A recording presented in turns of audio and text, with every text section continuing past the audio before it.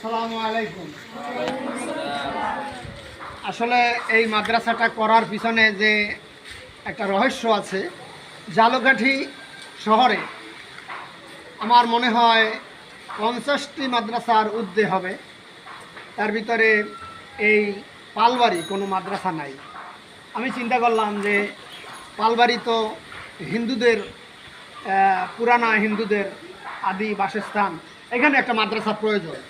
এই প্রয়োজন মনে করে আমার মেয়ে হাফেজা, আমার জামাই হাফেজ, আমার নাতি হাফেজ, চিন্তা করলাম তো বালক বালিকাদের মাদ্রাসা কোন জায়গায় করা যায়। তখন আমরা এই মাদ্রাসার সূচনা হয়। তাহফিজুল কোরআন ও সুন্নাহ হিফজ মাদ্রাসা এখানে প্রতিষ্ঠিত হয়। আল্লাহর মেহেরবানি, আপনাদের অশেষ দোয়ায় মাদ্রাসা সুন্দরভাবে পরিচালিত হচ্ছে। আপনারা দোয়া করবেন। এই বাহিরের অংশ আপনাদেরকে দেখাইলাম। এই হলো ছাত্র, এই আমার নাতি, এই হলো আমার ছোট নাতি, আর এ তো এবার পরীক্ষার্থী, দাখিল পরীক্ষার্থী। আপনারা ভিতরে যান।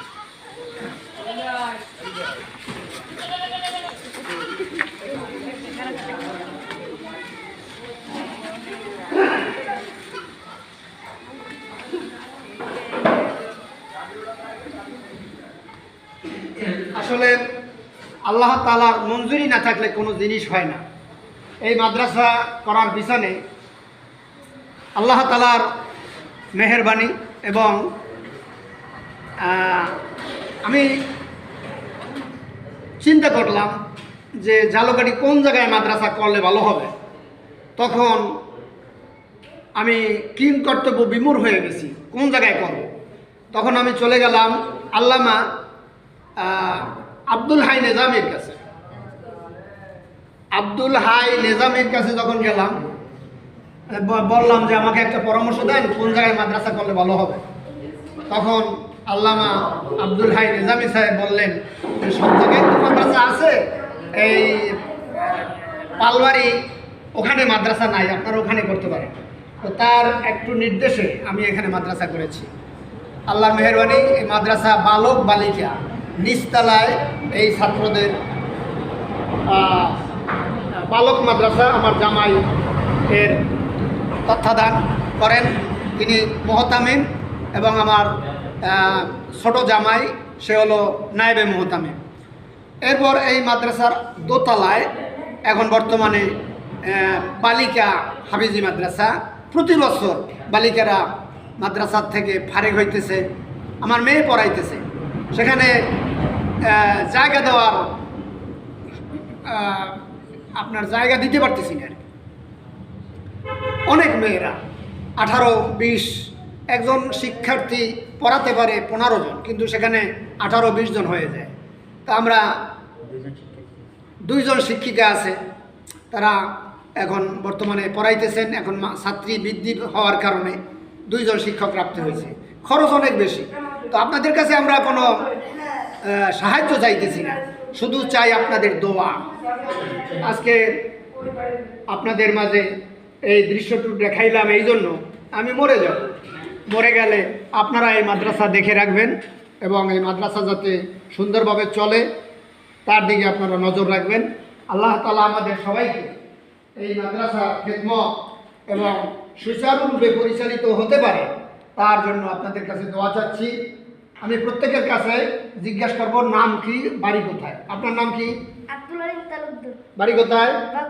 বাউকাটি। আপনার নাম কি? নাম, বাড়ি কোথায়? নেসারাবাদ। আপনার বাড়ি কোথায়? আমার বাড়ি রমজানকাঠি। রমজানকাঠি।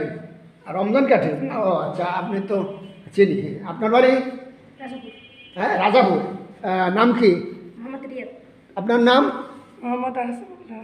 হ্যাঁ, মোহাম্মদ আহসানুল্লাহ। বাড়ি কোথায়? পেংরি। পেংরি, রাজাপুর পেংরি। আপনার বাড়ি? আমার বাড়ি নতুলাবাদ। আপনার নাম কি? জুনাইদ ইসলাম শাফি। আপনার নাম কি? মোহাম্মদ সালমান। সালমান। আপনার কোলে কেটা? ছেলে। হুজুরের ছেলে। ও, এই মাদ্রাসায় যিনি পড়ান, হাফেজ মাওলানা সাকাওয়াত হোসাইন দামাত বরকাতুল আলিয়া, তার ছোট্ট ছেলে। আল্লাহ তাকে বড় হাফেজে আলেম, এবং আপনার জন্য দোয়া করতেছি, আপনাকে যেন আল্লাহ তাআলা ওই সেই দারুল উলুম দেওবন্দ মাদ্রাসার যিনি প্রতিষ্ঠাতা কাসেম নানতবীর মতো যেন আল্লাহ আপনাকে আলেম হিসাবে কবুল করেন। সবাই একটু দোয়া করেন আমিন। আরো জোরে বলেন আমিন। আপনার নাম কি? মোহাম্মদ সুলাইমান সুলাইমান। বাড়ি কোথায়?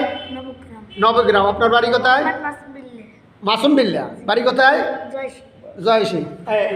আপনার নাম কি? মাহমুদুল হাসান। হাফেজ কইতে হাফেজ মাহমুদুল হাসান আমারই বড় নাতি। বাড়ি কোথায়? রমজান রমজান ঘাটি। আর যিনি ক্যামেরাম্যান আপনার নাম কি? মোহাম্মদ ফয়সাল। ফয়সাল। বাড়ি কোথায়? পাথরঘাটা।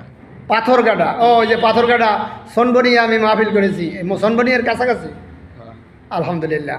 তো আপনারা এই মাদ্রাসার জন্য দোয়া করবেন। আল্লাহ তাআলা আমাদের সবাইকে যেন এই মাদ্রাসার খেদমত করে আখিরাতের পাথেয় সংগ্রহ করতে পারি। আমিন।